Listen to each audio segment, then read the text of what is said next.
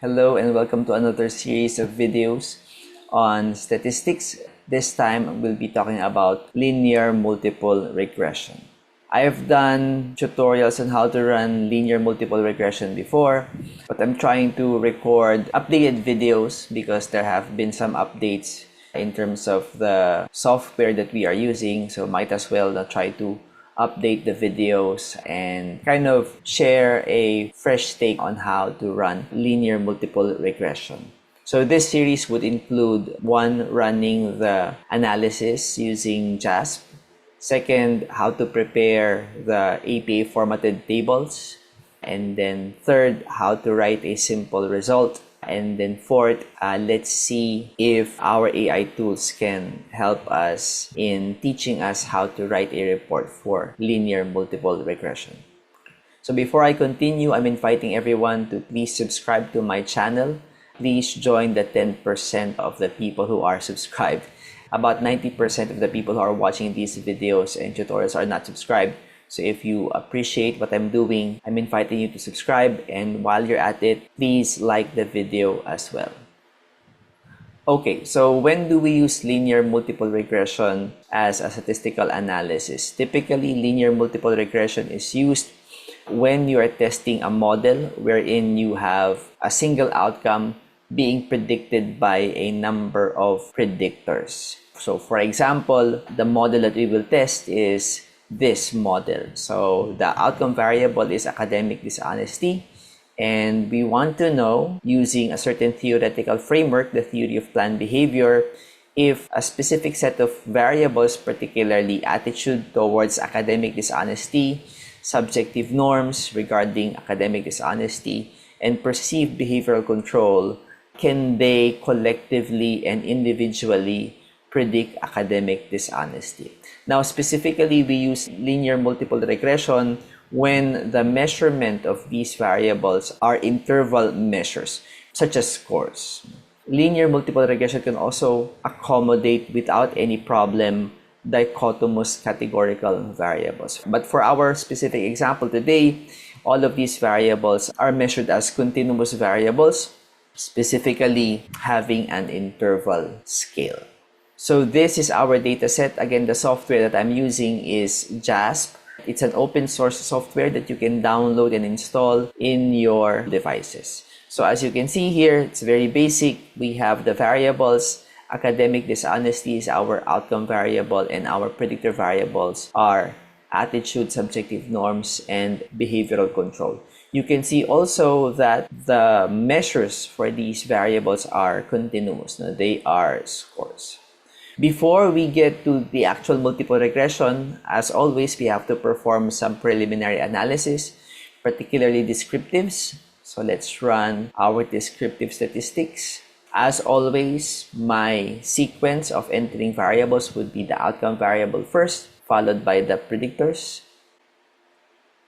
So this is our results, but I would prefer if we transpose it so that all of the variables are in the first column. As we can see, there are 524 participants. There are no missing data. This is our mean, our standard deviation, the minimum score, and then the maximum score. For the APA tables that we will prepare later on, we actually will only need the mean and standard deviation. So to simplify this, I will remove the others and just leave the mean and standard deviation. There you go. Next, we will run our bivariate correlations, particularly Pearson R correlation. Why Pearson R? Because all of these variables are continuous variables. So again, same sequence, the outcome variable, followed by the predictor variables. So this is our correlation matrix, wherein we have the correlation coefficient among the pairs of variables. In this case, the pairing of attitude and academic dishonesty. The correlation coefficient is positive 261. It is significant because the p-value is less than 0.01. But to simplify this, we can uncheck report significance and put a check on flag significant correlations That way, the p-values are removed, but instead, the correlation coefficients are identified as significant by these asterisks. And the meaning of these asterisks can be found in the legend below the table. So as we can see, all of our predictor variables, attitude, subjective norms, perceived behavioral control are all positively predicting academic dishonesty. Similarly, we can notice that these variables, our predictor variables, have positive relationships with one another. And then we perform our linear multiple regression. So to do that, we click on regression, choose linear regression. We enter our dependent variable or our outcome variable, which is academic dishonesty. The method is enter, leave it as such. And then the covariates refer to the predictor variables. So we enter attitude, subjective norms, and behavioral control. And then to check for multicollinearity, let's also click on tolerance and VIF under statistics. All right, so these are our results. You will notice that in here, we can see model 0 and model 1, model 0 and model 1. As a general rule, disregard anything that you see pertaining to model 0. So never mind these things and these things. So what we need to focus on is the results pertaining to model 1, which is this, this, and this. So let us first check some of our assumptions. A very strong assumption that needs to be satisfied in running multiple regression is the assumption that the predictor variables are not multicollinear. What do you mean by multicollinearity? It refers to the possibility that the predictor variables are not really unique from one another, and we observe this when the predictor variables are strongly related with each other. So a strong correlation between predictor variables might indicate that these are not really unique predictors, but probably are the same predictors. No? However, as we can see here, that our correlation coefficients are not really strong, they're actually weak. So based on these correlation coefficients, we're quite confident that there is no multicollinearity. But one way to verify that is to check for our VIF and for our tolerance values, which we have produced in our regression table, particularly this. So for as long as our VIF does not exceed 3 and our tolerance does not exceed 1, that is indicative that we do not have problems with regard to multicollinearity. So we can now focus with our results with some assurance that our analysis is not violating some important statistical assumptions. Now, when you look at the results of multiple regression, there are two categories of results that you want to pay attention to. If we try to look at the model, one of the things that we have to consider is how much does the predictors as a whole account for the variation in academic dishonesty or the outcome variable.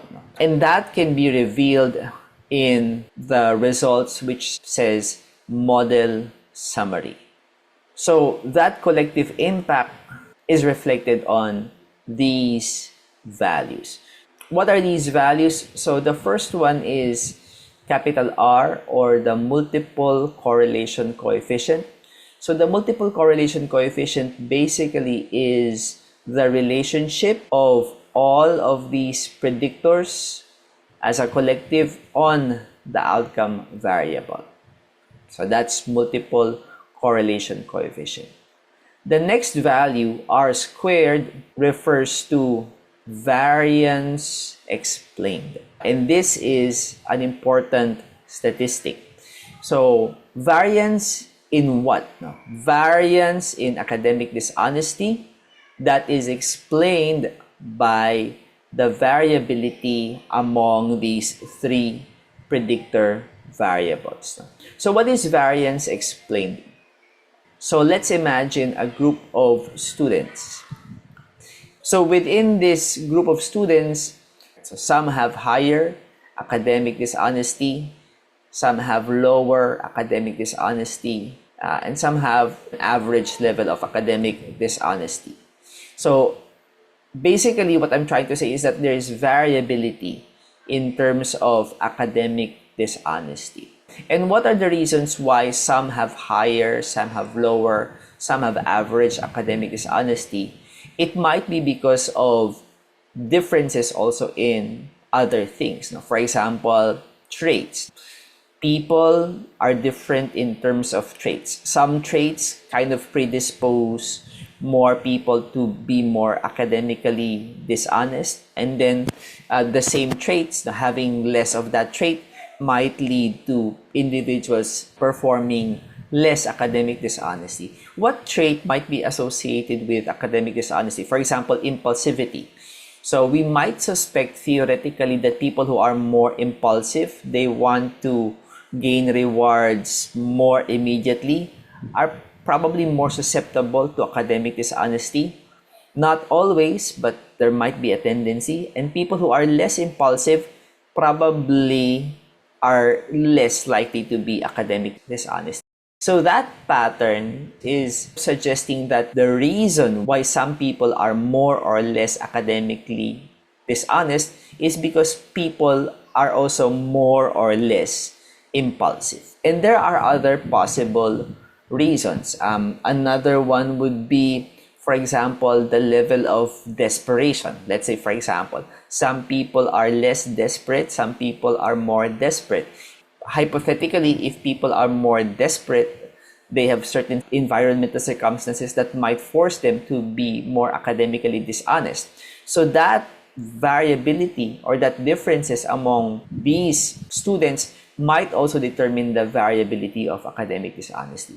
And if we try to account for all of these factors, hypothetically, we should be able to explain everything about the variability of academic dishonesty 100%. But the question now is, what about these three? Considering variability among these individuals in terms of positive attitude towards academic dishonesty, among these individuals, some of them like to cheat, some of them dislike or are absolutely disgusted with regard to cheating. Subjective norms. What is subjective norms?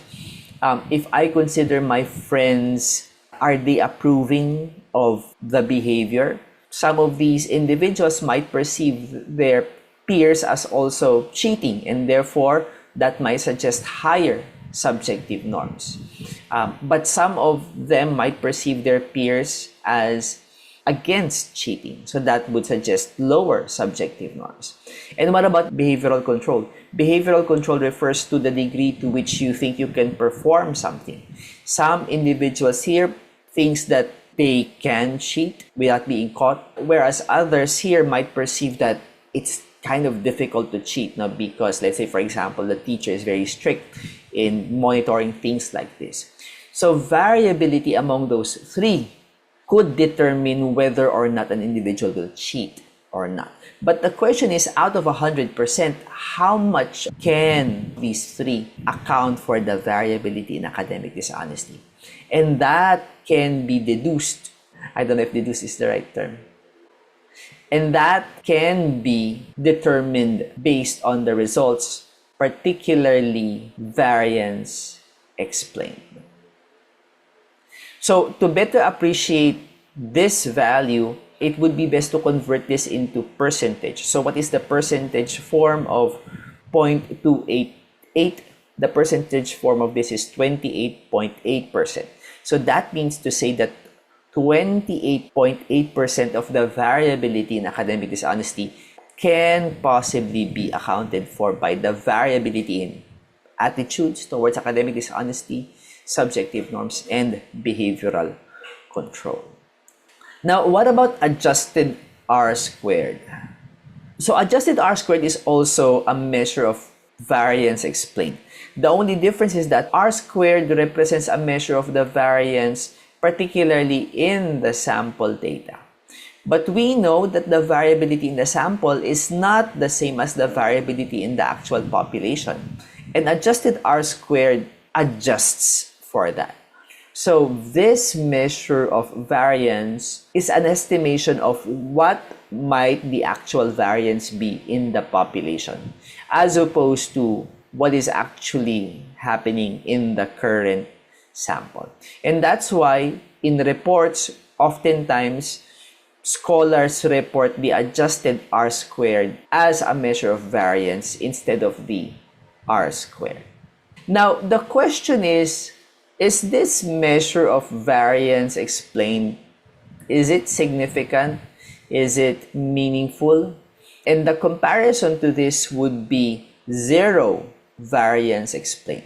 So essentially, what we're asking is 0.288 significantly different from 0? And how do we know so? So to determine that, to test that, a specialized type of ANOVA is performed.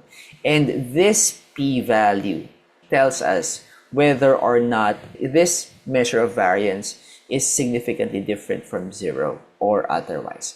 And with a p-value of less than 0.01, then that means to say that yes, this measure of variance is significant. Okay, so that is the first part of the results. We now have some evidence that collectively, attitude, subjective norms, behavioral control seem to be explaining some significant variance in academic dishonesty. The next part of the result would be, what about individually? Individually, does attitude, subjective norms, and behavioral control uniquely predict academic dishonesty? And we find those in the next table. So we have here our predictor variables. This is the unstandardized regression coefficient. So the unstandardized regression coefficient basically is the change in the outcome variable, in this case academic dishonesty, for every 1 unit increase in attitude. So hypothetically, if attitude increases by 1 unit, then academic dishonesty increases by 0.252 unit. No? And I say increase specifically because these are positive coefficients. No? If subjective norms increase by 1 unit, then academic dishonesty increases by 0.285 unit. And if behavioral control increases by 1 unit, then academic dishonesty hypothetically increases by 1.191 unit. If these coefficients are negative, then I would be saying then there will be a decrease in academic dishonesty. But given that these are positive coefficients, then that's the direction of the change in the outcome variable. Now, these are also in terms of raw score units. So these values is highly dependent on the raw score. Some raw scores have higher ranges, some raw scores have lower ranges. So that will determine the value of these unstandardized regression coefficients.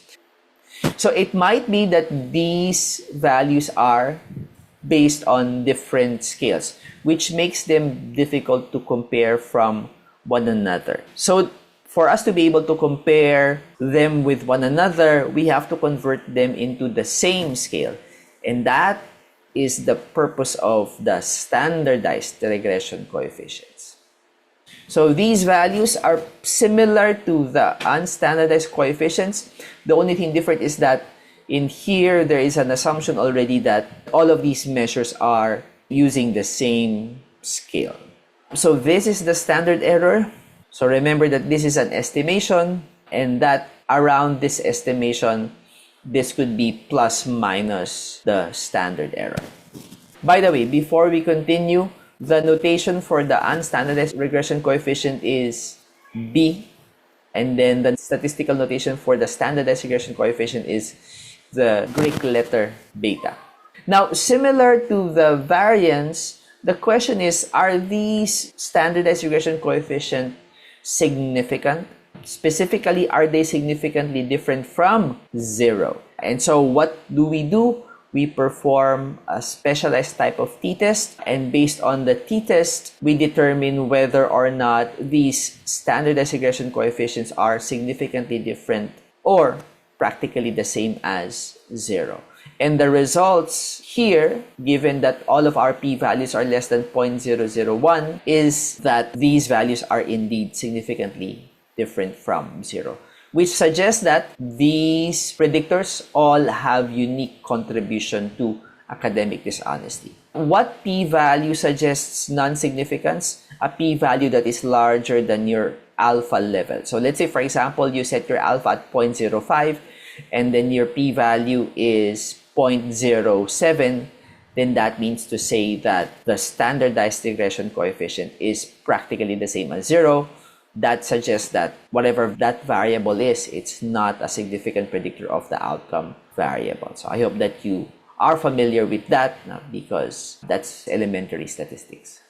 Let's try to see if we can add another output here, which is the confidence interval around our standardized regression coefficients. So let's go to statistics. Let's click on confidence intervals, and that should produce these results. So these are our confidence intervals around our unstandardized regression coefficient. So our point estimate is 0.252, but the interval estimate is somewhere between 0.115 to 0.389. So that is our confidence interval around the unstandardized regression coefficient. You might also notice that we've already said that we ignore all of these values pertaining to the null model. But you might also notice that I haven't spoken anything about this row, which is the intercept. So there's also nothing to report here. You can put this in your table, but there's nothing really to report about here. So the intercept basically is the hypothesized value of the outcome variable if all of the predictor variables are 0. So that's it. That's how you run linear multiple regression together with the preliminary analysis for linear multiple regression. So in the next video, I will talk about how to convert all of these results into simple APA formatted tables. And then after that, I will talk about how to write a simple result for this particular output. So thank you very much for staying and watching. Please give this a like if you learned something, and please subscribe to the channel.